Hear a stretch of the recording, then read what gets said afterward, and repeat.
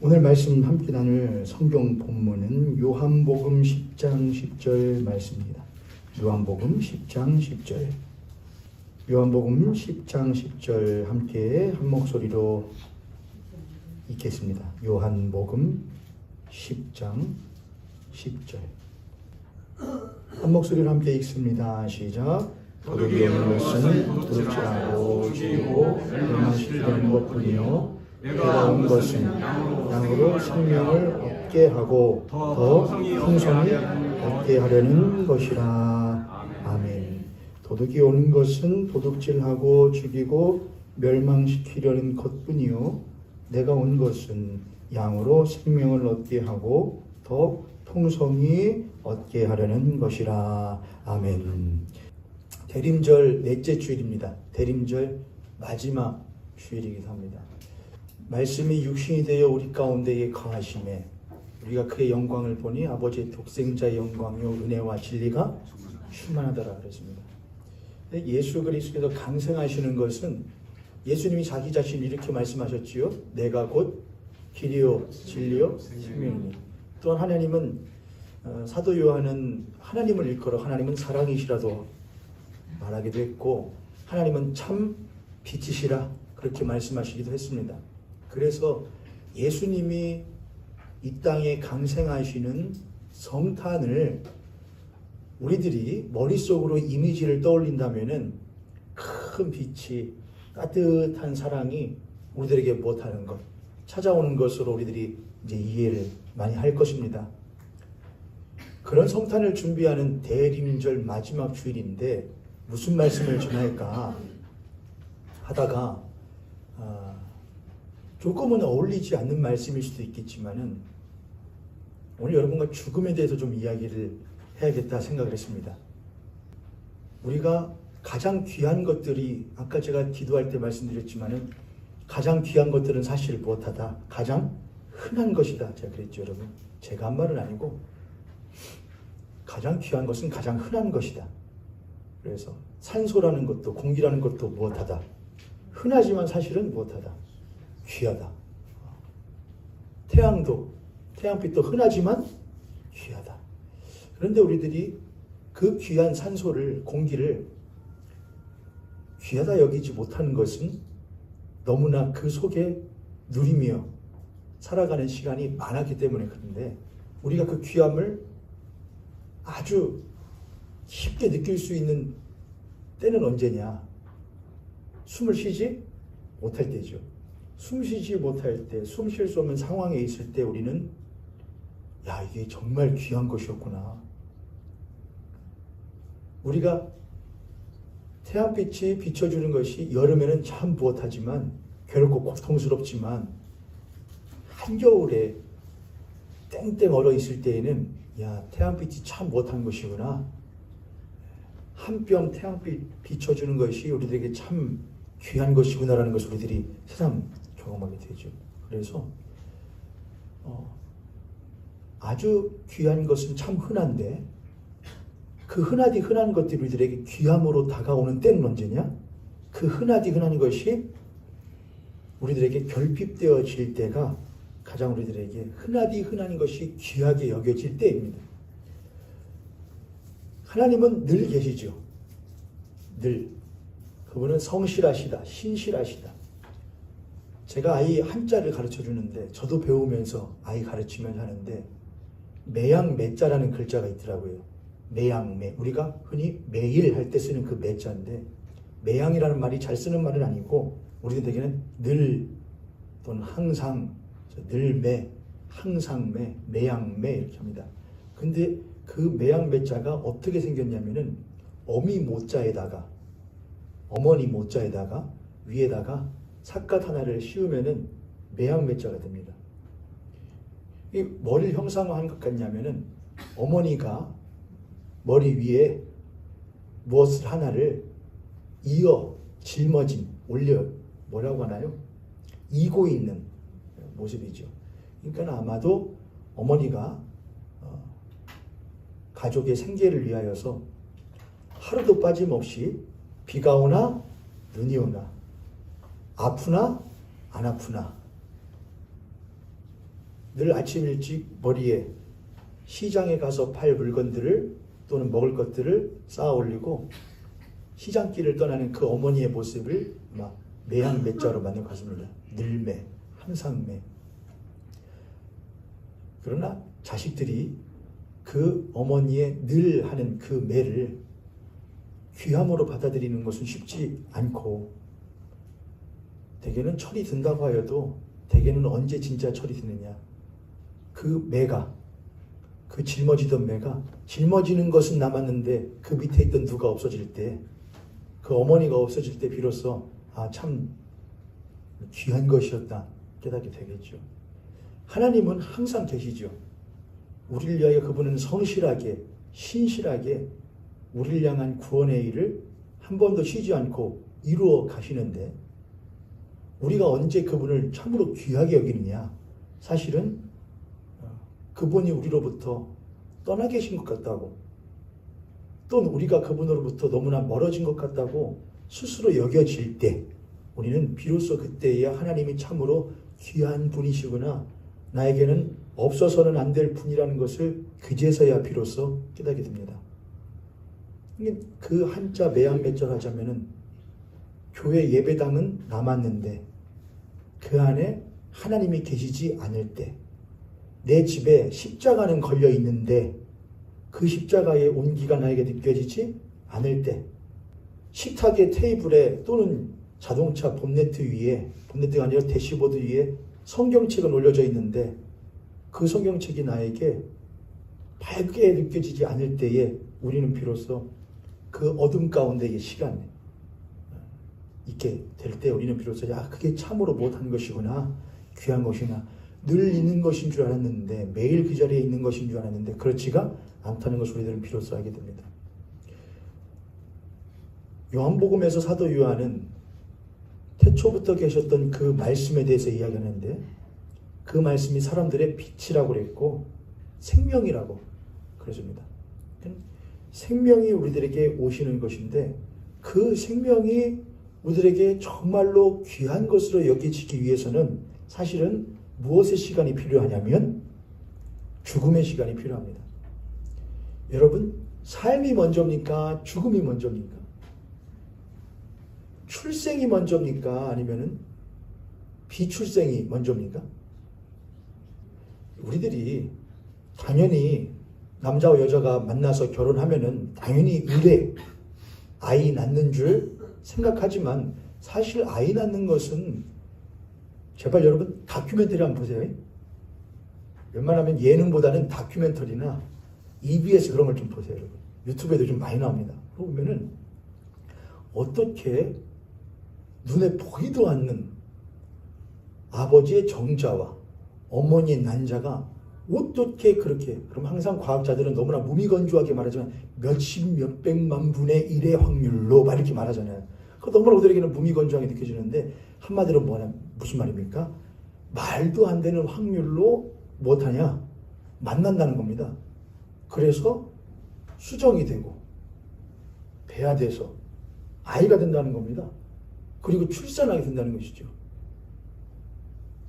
우리가 너무나 그게 일반적이니까 그렇게 느끼지만은, 사실 그것은 거의 무엇에 가까운 것이냐? 불가능에 가까운 겁니다. 불가능에 가까운 것.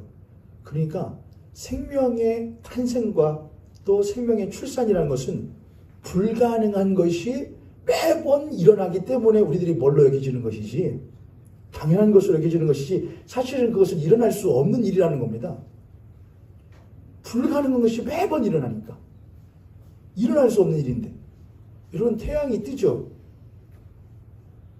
태양은 똑같은 길을 걷죠. 지구도 똑같이 걷죠. 과학자들은 그걸 미세 조정이라고 하던데, 아주 몇 도의 기울기로 일정한 시간으로. 근데 그거를 과학자들이 빅뱅으로 빵 터져서 모든 천체들이 자기의 자리를 잡고 서로와의 간격을 일정하게 유지하면서, 기울기를 유지하면서 그렇게 움직여가는 것은 또 몇억 분의 1의 확률로 그렇게 말합니다. 근데 그거는 우리는 그냥 흔하게 불가능에 가깝다는 거죠. 그럼 태영이 매번 저렇게 뜨는 것은 우리들에게 못한 일이냐? 불가능한 건데, 일어날 수 없는 일인데 매번 그렇게 하고 있으니까 우리들에게 그냥 당연한 것으로 여겨지는 것이지 그건 못한 것이다. 불가능한 일이라는 겁니다. 그러니까 생명의 탄생이라는 것은 사실은 불가능 가운데에서 일어나는 것입니다. 그렇죠, 여러분? 일어날 수 없는 일이 일어나는 것이 생명의 탄생입니다.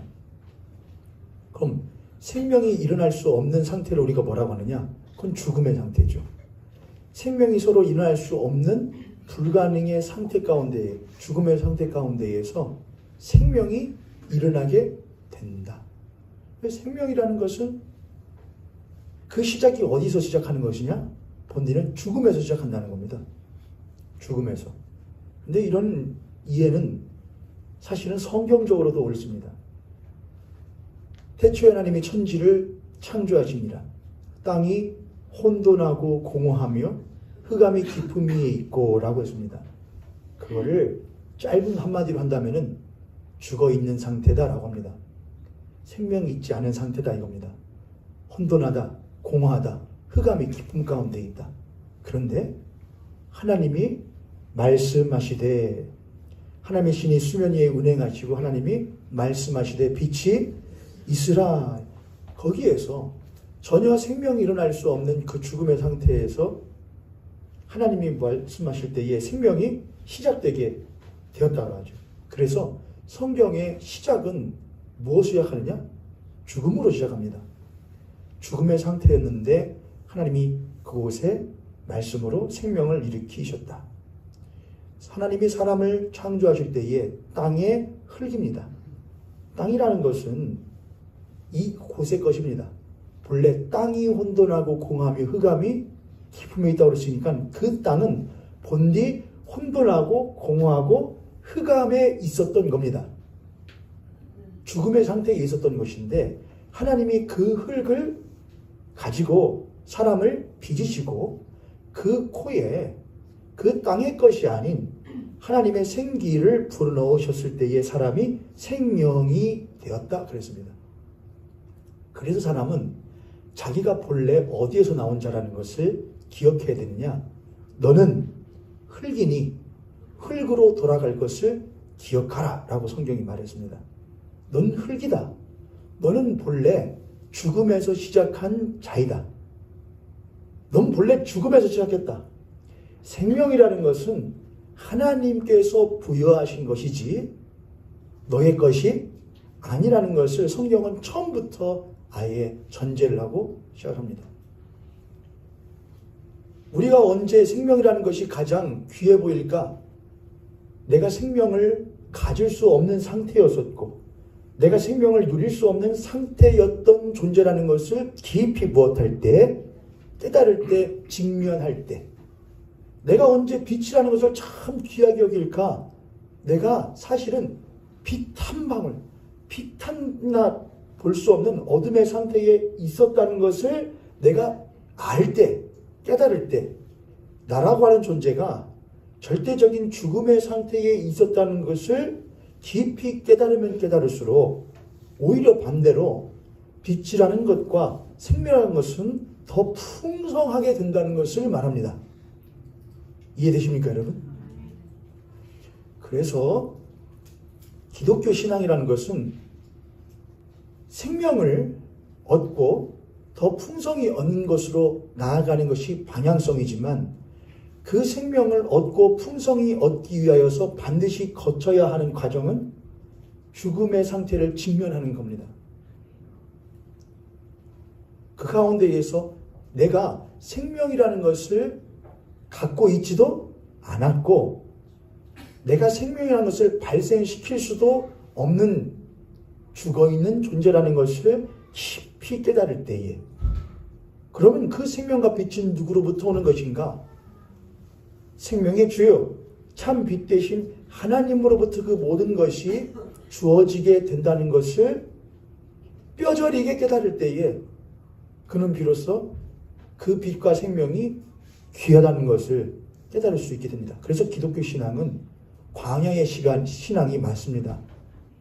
기독교 신앙은 광야와 사막과 황무지 가운데에서 그 오아시스를 만나는 것과 같은 것이 사실은 기독교 신앙입니다. 그러나 모든 생명의 시작점이 사실은 죽음으로부터 시작됐다는 것을 우리 기독교가 말하고 있음에도 불구하고 오늘날 우리들이 맞이하고 있는 크리스마스는 조금 다릅니다. 반짝거리는 성탄의 트리, 저 성탄의 트리, 저 뒤로 들어가서 사실은 반짝거리지 않은 예수 그리스도의 거친 나무 십자가를 직면하는 것이 성탄입니다. 성탄은 반짝거리는 성탄의 트리 뒤에 그리스도의 십자가를 절대로 가리워서는 안 되는데, 교회가 또 우리들의 신앙이 거친 십자가를 보기 불편하다고 반짝거리는 성탄의 트리를 앞세운다고 한다면은 그곳에는 참된 생명이 깃들 수가 없습니다. 성탄의 트리는 우리들에게 반짝거리는 색색의 전등을 주지만 예수 그리스도의 십자가는 우리들에게 그러한 것들이 결코 줄 수 없는 진리의 참된 빛을 우리들에게 주고, 성탄의 트리는 우리가 원하는 저마다의 선물을 준다고 말하지만 예수 그리스도의 십자가는 우리에게 반드시 없어서는 안 될, 반드시 필요한 참 생명을 주며, 성탄의 트리는 잠시 1년에 한 번 몇 주간 정도 머무를 뿐인 유한한 것이지만 예수 그리스도의 십자가는 우리의 삶 가운데에 영원토록 머무는 동행하는 것이라는 것을 우리들이 잊어버린다고 한다면 성탄은 성탄이 아니게 됩니다. 모형교회는 성탄절임에도 불구하고 크리스마스인데도 불구하고 뭐를 잘 안 하는데 성탄 행사를 안 하죠. 여러분 너무 좋죠, 여러분. 저는 그런 걸 별로 좋아하는 스타일은 아닌데 저는 그냥 조용하게 가는 게 좋아요. 근데 이 교회에서 행사를 하면은 그거 사실 좀 목회자로서는 부담되는 면도 있고 피곤한 면도 있습니다. 성탄절 행사하면 앞에 나와서 제가 이제 진행하잖아요. 딴에는 열심히 해본다고 하지만은 차라리 앞에 서서 말씀 전하는 것이 저는 낫지, 앞에서 행사 진행하는 것은 저한테는 조금 불편한 일이거든요. 제건 제 개인적인 성향일 뿐입니다. 그러나 교회마다 성탄의 이런 축하를 하는 것이 맞긴 맞지만 그 성탄의 축하가 예수 그리스도의 참된 생명과 빛을 깊이 경험하기 위한 죽음으로, 그걸 경험하기 위해 더욱더 어둠 가운데로 들어가야 되는 것을 애써 외면하려고 하는 성탄이라고 한다면 그것은 기독교의 성탄이라고 말할 수는 없을 겁니다. 에베소서 2장 1절과 2절에는 이렇게 쓰여 있습니다. 에베소서 2장 1절과 2절. 그는 허물과 죄로 죽었던 너희를 살리셨도다. 그는 허물과 죄로 죽었던 너희를 살리셨도다.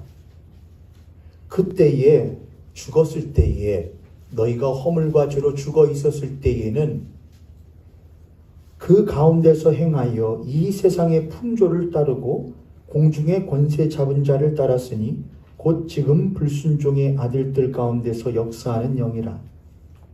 너희가 허물과 죄로 죽었었던 그 때에, 전에는 우리들도 다 그 가운데서 우리 육체의 욕심을 따라 지내며 육체와 마음에 원하는 것을 하여 다른 이들과 같이 본질상 진노의 자녀였더니 긍휼이 풍성하신 하나님이 우리를 사랑하신 그 큰 사랑을 인하여 허물로 죽은 우리를 그리스도와 함께 살리셨고 또 함께 일으키사 그리스도 예수 안에서 함께 하늘에 앉히시니 이는 그리스도 예수 안에서 우리에게 자비하심으로써 그 은혜의 지극히 풍성함을 오는 여러 세대에 나타내려 하심이라. 너희는 그 은혜에 의하여 믿음으로 말미암아 구원을 받았으니 이것은 너희에게서 난 것이 아니요 하나님의 선물이라. 아멘. 허물과 죄로 죽었던 너희를 무엇 하셨도다? 살리셨도다 그랬습니다. 하나님이 우리들에게 예수 그리스도를 허락하여 주신 것은 세상을 이처럼 사랑하사 주신 것이었습니다. 근데 하나님이 이처럼 사랑했었던 우리는 어떤 모습이었느냐?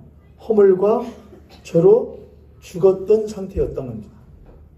그 하나님이 그런 죽었던 우리를, 죽어있는 우리를 이처럼 사랑하사 독생자를 주셨기 때문에 그리스도인들은 내가 얼마만큼 허물과 죄로 죽어 있었던 상태였는지를 깨달으면 깨달을수록, 회상하면 회상할수록 우리는 더욱더 나를 위하여 하나님이 주신 그 독생자가 얼마나 귀하고 그 독생자를 나와 같이 허물과 죄로 죽어있던 자를 위하여 주신 그 하나님의 사랑과 나를 위하여 십자가를 진 예수 그리스도의 사랑이 얼마나 큰지를 더욱더 깊이 경험할 수 있게 되는 것입니다. 그러나 우리들은 그렇게 죽음을 맞닥뜨리는 것이 사실은 매우 불편합니다. 저마다의 사람이 약점이 있고 미숙한 부분이 있고 미약한 면들이 있지요. 저도 미숙한 게 참 많거든요. 제가 오늘 말씀 전하는데 말을 굉장히 천천히 하죠, 여러분. 말을 천천히 또박또박 하려고 하죠. 왜냐하면 나름대로 피드백을 저도 받는데 말이 너무나 빠르면은 안 된다. 말이 빠르다 보면은 전하고 싶은 건 많은데 또 전하고 싶은 건 있는데 안 되면 뭐가 이런 말 너무나 자주 하게 된다. 그래서 제가 지금 최대한 천천히 또박또박 하려고 합니다. 답답하셔요? 빨리 할까요? 이대로 할까요, 여러분? 네, 이대로. 천천히 하죠. 또박또박 하려고 해요.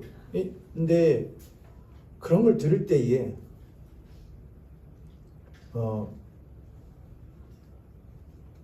썩 기분 좋은 건 아닙니다. 그 이유는 내 나름대로는 뭐가 있다 이거죠. 이유가 있다 이겁니다. 내가 그렇게 하는 이유, 내가 그렇게 빨리 하는 이유, 내가 뭐를 물어보는 이유가 있는데 그 이유는 헤아려 주지 않고 현상만 보고 고치라고 한다는 내 나름의 불편함이 있을 수 있을까요? 없을까요? 그런데 그 불편함을 제가 앞세우면은 저는 뭐가 되겠습니까? 그런 말을 전문용어로 쪼다라고 하죠. 쫌생입니다. 쫌생이. 그러니까 이런 사람들은 쫌생인 거죠. 핑계를 대는 사람들은 쫌생입니다. 그래서 우리가 해야 될 일은 내가 그럴 수밖에 없었던 이유를 말하기보다는 내가 마땅히 해야 할 것이 무엇이었는지를 다시 고백하는 것이 더 훌륭한 자세죠. 루터교 목사님 중에 한 분이 그런 말 한 적이 있었는데, 진짜 신앙은 한 근의 신앙을 요리하기 위해서, 한 근, 요리로 비유를 한 거죠. 그 목사님이. 한 근의 신앙을 요리하기 위해서 10근의 상식을 쏟아붓는 것이 신앙이다. 그렇게 말했거든요. 의미 있죠, 여러분. 한 근의 신앙을 요리하려면, 우리가 한 근의 고기를 요리하면 거기에 여러 가지 가진 재료들이 들어가잖아요. 그래야 맛있는 요리를 만들 수 있듯이. 한 근의 신앙을 요리하려면 10근의 상식이 들어가야 된대요. 10근의 상식. 제가 만약에 그런 걸 무시했다고 한다면은, 그냥 알아서 들어. 그렇게 할 수 없니? 그렇게 하겠지만은, 맞아. 들어야 해. 고쳐야 해. 하면서 고쳐가야 되는 것이죠. 근데 그건 불편한 일입니다. 나에게 부족한 면이고, 나의 약점이기 때문에 그렇죠. 그래서 우리들의 허물과 죄로 죽어 있었던 상태를 직면하는 것이 못내 불편하고 부담스러워서 칼과 가면을 자주 씁니다. 허물과 죄로 죽어 있었던 존재가 생명을 깊이 경험하지도 못했으면서 생명의 탈을, 생명의 가면을 씁니다. 죽음이 생명의 탈을 쓸 때 어떤 일들이 일어나는가? 요한복음 10장에는 사실은 요한복음 10장은 우리가 이제 예수님이 양의 문이시다 라는 것을 이제 양과 목자의 비유로서 설명하신 아주 중요한 부분인데 한번 볼까요? 요한복음 10장 1절입니다. 내가 진실로 진실로 너희에게 이르노니 문을 통하여 양의 우리에 들어가지 않고 다른 데로 넘어가는 자는 절도며 강도요 문으로 들어가는 이는 양의 목자라. 문지기는 그를 위하여 문을 열고 양은 그의 음성을 듣나니 그가 자기 양의 이름을 각각 불러 인도하여 내느니라. 자기 양을 다 내놓은 후 앞서가면 양들이 그의 음성을 아는 고로 따라오되 타인의 음성은 알지 못하는 고로 타인을 따르지 아니하고 도리어 도망하느니라. 이렇게 말씀하시니까 사람들이 그게 무슨 말인지를 잘 이해를 못해서 예수님이 또 이어서 풀어주셔요. 7절 그러므로 예수께서 다시 이르시되 내가 진실로 진실로 너희에게 말하노니 나는 양의 문이라. 나보다 먼저 온 자는 다 절도요 강도니 양들이 듣지 아니하였느니라. 내가 문이니 누구든지 나로 말미암아 들어가면 구원을 받고 또는 들어가며 나오며 꼴을 얻으리라. 10절은 함께 읽죠. 시작. 또 저기 오는 것은 죽이고 멸망시키려는 것뿐이요 내가 온 것은 양으로 생명을 얻게 하고 더 풍성히 얻게 하려는 것이라. 나는 선한 목자라. 선한 목자는 양들을 위하여 목숨을 버리지만 삭구는 목자가 아니요 양도 제 양이 아니라 이리가 오는 것을 보면 양을 버리고 달아나나니 이리가 양을 물어가고 또 해치느니라. 도망가는 것은 그가 삭군인 까닭에 양을 돌보지 아니함이라. 여러분 삭군은 싹쓸 받고 양을 지키는 사람이지요. 동네에 저마다의 양들을 모아놓고 공동의 우리를 만들고 한 사람을 싹쓸 주고 그 사람에게 이 동네의 사람들이 양을 지켜달라고 부탁을 합니다. 근데 그 사람이 지키다가 그때 당시는 2000년 전이니까 훨씬 전이니까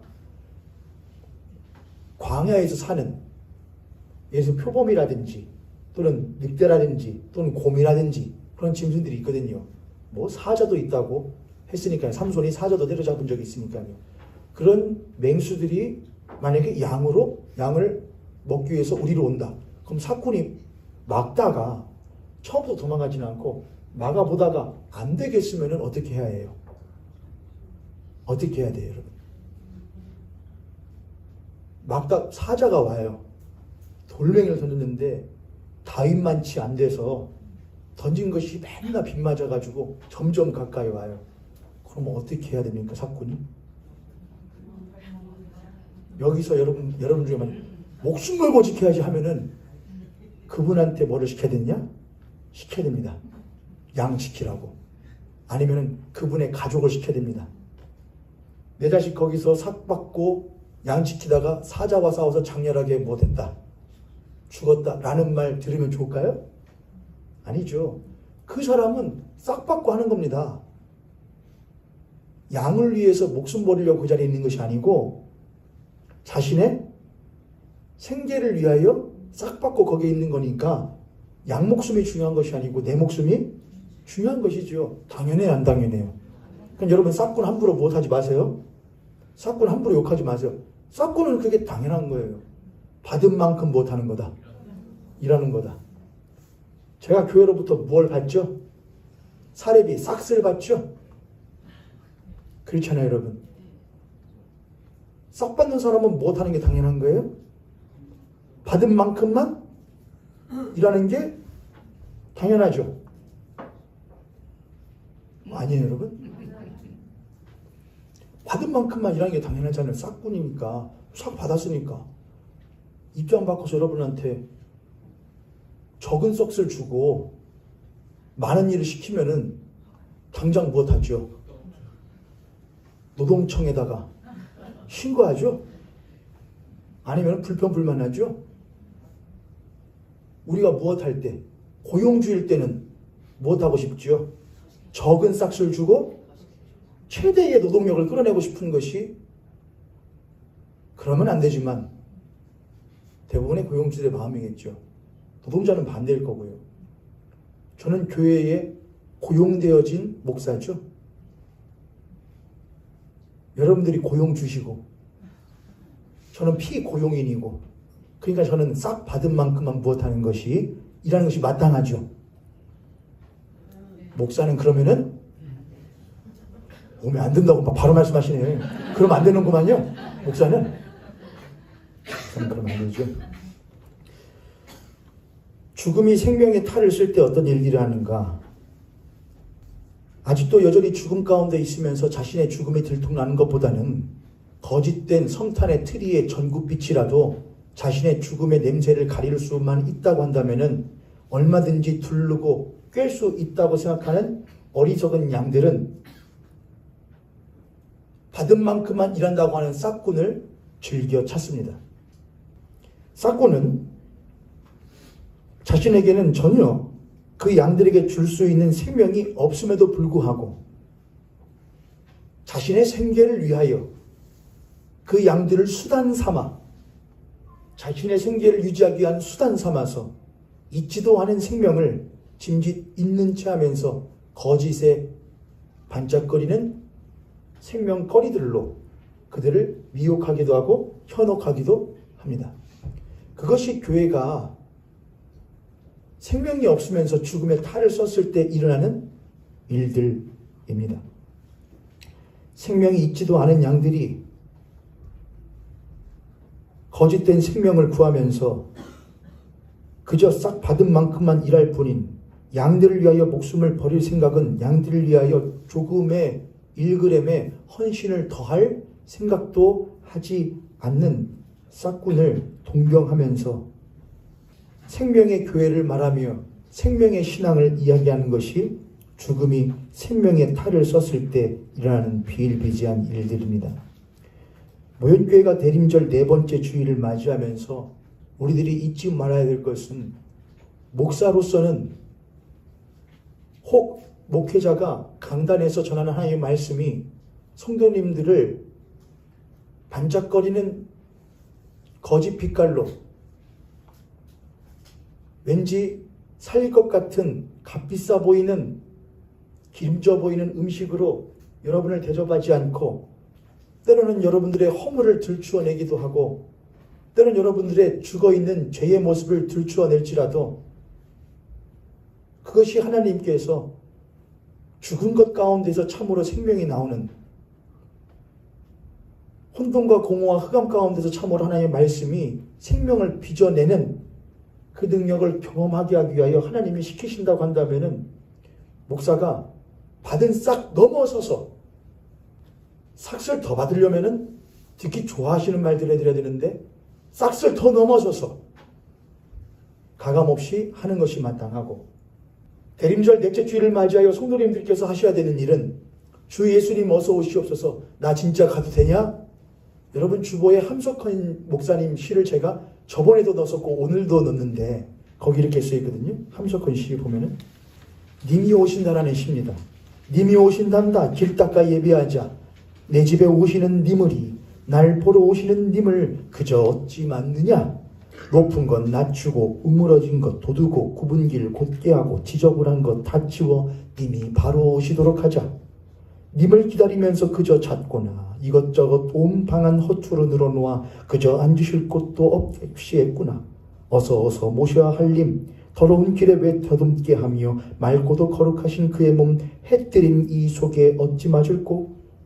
내 맘이 급해. 쓸자, 닦자, 고치자, 물 뿌리자, 묻고 안고 이 먼지를 다 어찌하노?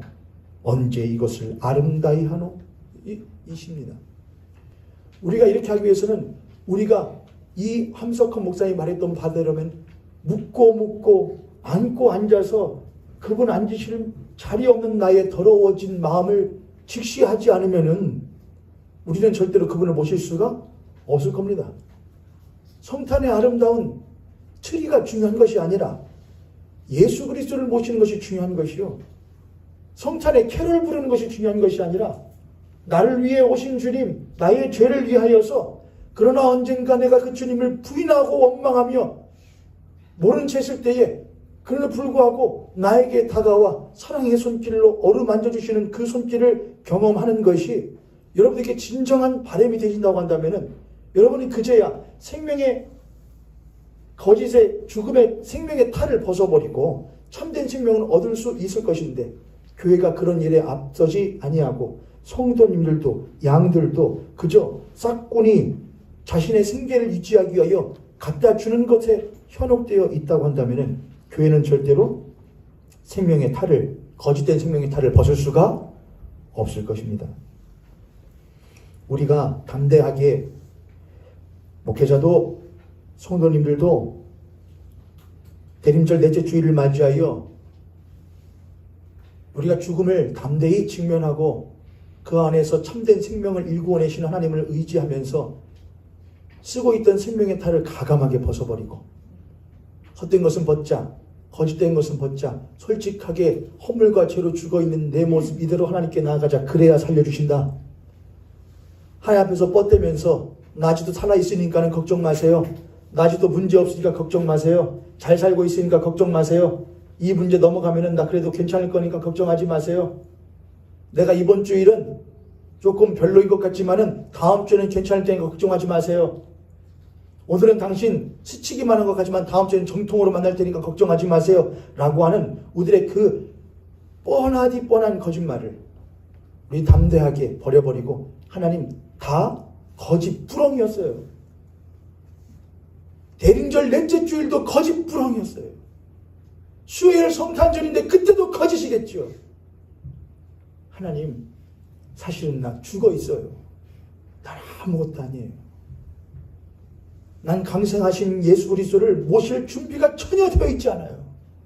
묻고 앉아 있는 먼지가 죄의 먼지들이 이제는 떼어낼래야 걸레로도 안 닦아져요. 아무리 써도 안 쓰러지고 아무리 닦아도 안 닦여요. 이걸로 어찌합니까? 라는 죽음을 담대하게 직면하는 우리들의 모습으로 나아가야 합니다. 우리가 그렇게 생명의 탈을 우리가 쓰고 있던 우리가 죽어 있으면서 불구하고 생명의 거짓 탈을 쓰고 있었는데 그걸 벗어버릴 때 우리에게는 어떤 일들이 일어나는가? 제가 이 말씀 준비하면서 생각났던 게 있었거든요. 영화. 여러분 영화 혹시 기생충 보셨습니까? 기생충. 기생충은 그래도 보셔야죠. 유명한 영화잖아요. 해외에도요. 기생충 영화 보면은 그 장면이 참 인상 깊었거든요. 부잣집 가서 한 가족이 기사로 뭐라고 하죠? 가정 가사의 도우미로 또 과외 선생들로 한 가족이 거기서 그런데 그 영화에서 뭘로 두 가지로 제가 볼 땐 두 가지 요소로 빗대어 주거든요. 바퀴벌레로 빗댑니다.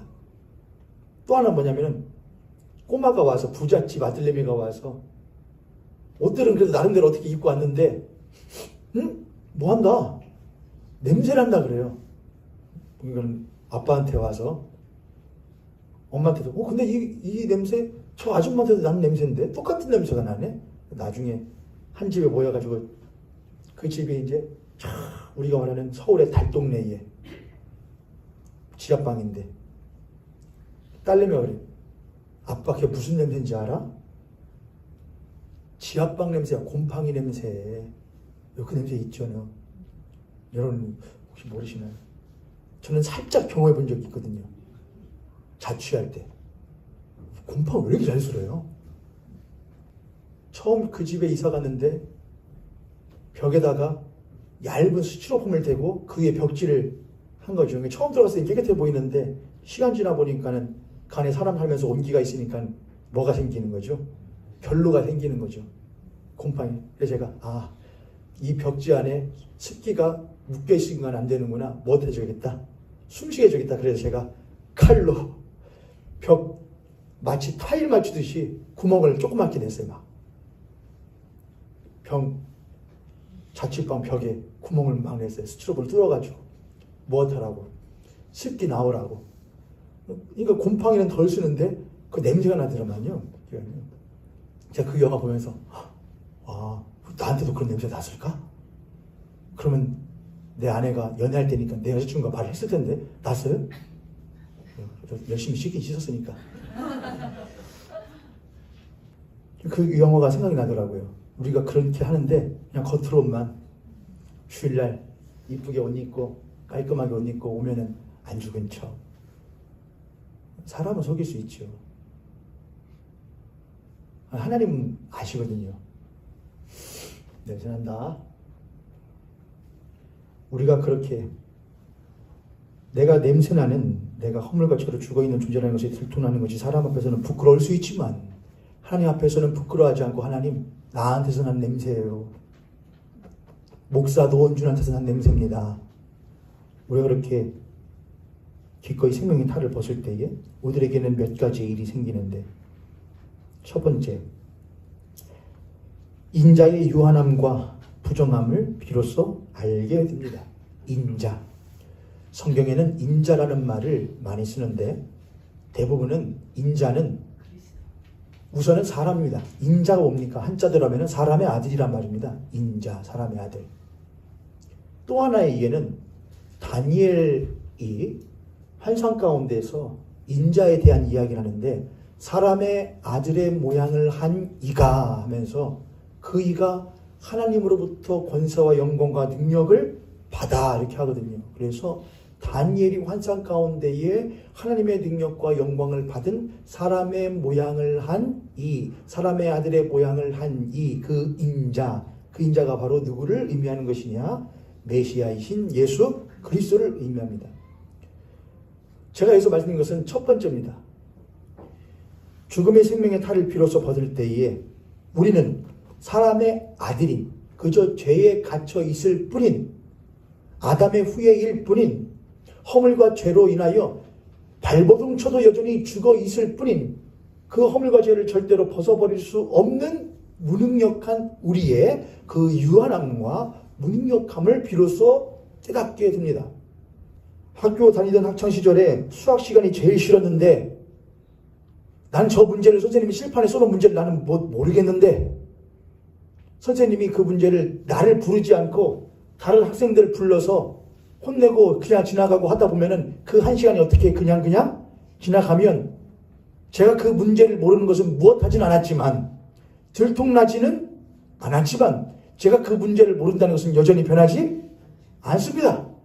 한 학기가 지나고 1년이 그렇게 지나가면은 저는 그 칠판에 있는 문제에 태반을 전혀 못하지만 모르지만 어찌어찌하여 대학교를 갈 수도 있겠죠.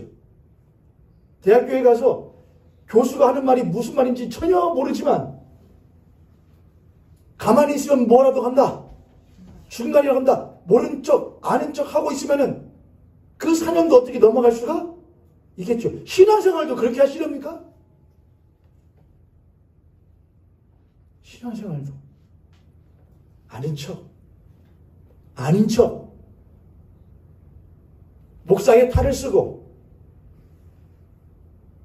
직분자의 탈을 쓰고 아닌 척 살아있는 척. 그러나 우리가 과감히 그 탈을 벗어버릴 때 우리는 비로소 나라고 하는 존재는 정말 죄 앞에서 허물 앞에서 무능력하고 정말 유한한 존재라는 것을 뼈저리게 알게 됩니다. 그 안다라는 말을 우리는 히브리어로 하면 야다라는 말을 쓰고 헬라로는 기노스코라는 말을 씁니다. 전 존재를 알게 된다는 겁니다. 나라고 하는 전 존재가 참으로 보잘것없는 존재구나. 생명의 탈을 과감히 벗어버릴 때에 두 번째로 알게 되는 것이 있습니다. 그건 무엇이냐? 인자, 사람의 아들일 뿐인 나라고 하는 존재가 사실은 본질적인 무한함에 굶주려 있는 사람이구나라는 것을 깨닫게 됩니다. 본질적인 무한함에 나가 유한하구나, 나는 무능력하구나. 그러므로 사람은 본질적으로 태고적이 경험했었던 혼돈하고 공함이 흑암이 깊은 위에 있을 때에 하나님이 무한하신 하나님이 큰 능력을 하신 하나님이 말씀이 있어 빛이 있을 할 때에 빛이던 그 무한하신 능력을 경험했었던 태고적인 경험이 사람에게는 여전히 남아있어서 나의 존재의 유한함과 나의 존재의 무능력함을 직면하게 되면은 이 내 본질적인 무능력함과 이 유한함은 절대적인 무한하심과 절대적인 능력 있으신 분만이 무엇할 수 있구나, 채우실 수 있구나라는 것을 절감하게 됩니다. 나의 이 굶주림은 누구만이 계실 수 있는 것이구나, 하나님만이 계실 수 있는 것이구나라는 것을 알게 됩니다. 안다. 아는 척이 아니라 못한다. 안다 이겁니다. 아는 척이 아니고 안다. 그렇게 아는 척이 아닌 알게 된 내가 어떤 존재인지를, 또한 나의 본질적인 굶주림이 무엇인지를 본질적으로 알게 된 이는 마지막 세 번째 경험하는 것이 있는데 그게 무엇이냐? 비로소 인자를 경험하게 됩니다. 바로 하나님의 아들, 사람의 형상을 하셨는데 하나님의 모든 권세와 능력을 가지시고 죽어있는 허물과 죄로 죽어있는 우리를 살리시는 그 인자를 만나게 됩니다. 그 인자의 유일하심과 그 인자의 무한하심과 그 인자의 크신 능력과 생명을 비로소 무엇하게 되느냐? 알다. 기노스코. 야다. 비로소 내가 그분을 경험하여 알다 이겁니다. 성탄은 내년에도 오겠죠. 지구가 멸망하지 않는 날. 내후년에도 오겠죠. 이전에도 있었고요. 그러나 성탄을 아무리 맞이해도 그 예수 그리스도, 강생하신 예수 그리스도, 우리들에게 참빛으로 오신 예수 그리스도를 본질적으로 아는 사람은 무엇한 사람만이 거짓의 생명의 탈을 벗어버리고 나의 허물과 죄로 죽어있는 나의 나의 유한함과 무능력함을 직면한 사람만이 강성하신 예수 그리스도를 못할 수 있는 것이냐? 볼 수 있고 만날 수 있는 것입니다. 할렐루야. 그래서 지난주 예수 그리스도를 진정으로 만났던 사람들은 헤롯이 아니었고 동방박사들이었습니다. 저 대지사님들과 고위 관직 있는 이들이 아니었고 들판에 있었던 목자들이었고 나이 많이 든 연로한 그저 무명의 시므온이었고 나이 많이 든 게다가 과부인 안나였을 뿐입니다. 그들은 그저 그들 뿐이었을 뿐입니다. 보잘것없고 별 볼 일 없는 이들이었을 뿐입니다. 그러나 그들은 강생하신 예수 그리스도를 만났습니다. 왜냐하면 그들은 탈을 쓰지 않았기 때문이었습니다. 성탄을 맞이하며 예수 그리스도를 기다립니다. 정말 기다리십니까? 정말 만나길 원하십니까? 솔직하게 정말 만나길 원하는가? 그분이 오시면 나를 한없이 따뜻하게 안아주시면서 우메 오빠지 라고 하실 것인가? No. 그렇지 않죠. 구약의 하나님은 나는 거룩한 소멸하는 불이니 백성들이 나에게로 가까이 오지 못하도록 막으라. 내가 부정한 저들을 무엇할까? 삼킬까 두렵다. 그분이 그 뜨거운 불을 고이 모아 육신 안에 담으시고 우리들에게 오셨기에 우리가 그 자신의 거룩하심을 고이 안에다가 사무쳐 두고 우리들에게 가까이 오셨기에 우리가 감히 그분을 소홀히도 대할 수 있고 그분을 경홀히도 대할 수 있는 것이지 우리가 그분을 결코 그렇게 대할 수 있는 분은 절대로 아닙니다. 정말 그분 만나길 원하는가? 예, 만나길 원합니다. 곰보 타고 오라. 훌훌 벗고 오라. 걸치지 말고 오라. 아무것도 들고 오지 말아라.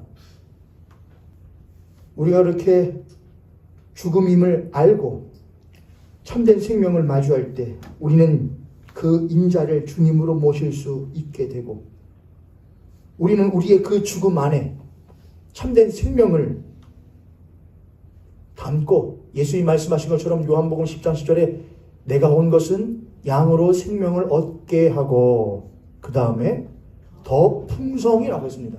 페리소스라고 하는데 더 풍성이 페리소스 초월하여 넘어서 한계를 초월하여 그 죽음이 생명을 마주할 때 우리는 그저 그 예수 그리스도를 일로만 보고 맞았을 뿐인데 그분은 더 풍성하게 일만 원했을 뿐이었던 우리, 그저 일만이라고 생각했던 우리가 예수 그리스도가 이런 분이셨구나. 나는 그저 예수 그리스도는 이런 분이라고 생각했는데 그분이 나에게 오시고 나니까 그분은 이게 아니라 이거였네? 아니 이거였네? 그게 페리소스입니다. 내가 온 것은 양으로 하여금 나 이것만 있으면 돼요. 그래 내가 그것도 줄게. 그러나 내가 온 것은 더 큰 거야. 난 이 땅에서 떡을 원해요. 내가 떡도 주면 줄게. 그러나 내가 너희들에게 정말 원하고 주고자 하는 것은 하나님이 위해서 하는 모든 말씀을 너에게 주는 것이야. 난 그냥 이 땅에서 안 아프기만 되면 원하는 거예요. 그래 내가 그것도 주시면 줄게. 그러나 내가 원하는 것은 너희들이 영원토록 그 고통의 해감으로부터 죽음의 고통으로부터 해방받는 것이야. 난 그저 지금 나의 압력으로부터 벗어나기만 돼요. 내가 그것도 해결해 주시면 해결해 줄게. 그러나 내가 정말로 너희들에게 주고자 하는 것은 죄의 사슬로부터 벗어나 자유롭게 되는 것이야. 그게 더 풍성히 얻는 것입니다. 할렐루야. 우리가 만약 더 풍성히 얻는 것을 바라보지 못하고 있다면 우리는 여전히 못한 거냐? 예수를 이걸로 보는 겁니다. 그거 주시오. 그거 주시오. 우리는 이 성탄을 맞이할 준비를 하는 대림절 마지막 주일 문턱에 서 있으면서 난 더 풍성히 얻을 그릇이 되어 있는가? 그럼 나에게 무엇을 주신다는데 더 풍성히 얻게 하여 주신다는데 나는 그 그릇 준비했는가? 나는 나의 가죽 부대가 터질 준비가 되어 있는가? 우리 옆에 손을 앞에 손을 모시고 우리 그렇게 한번 여쭙도록 하겠습니다. 당신은 메리 크리스마스 할 준비가 되어 있습니까?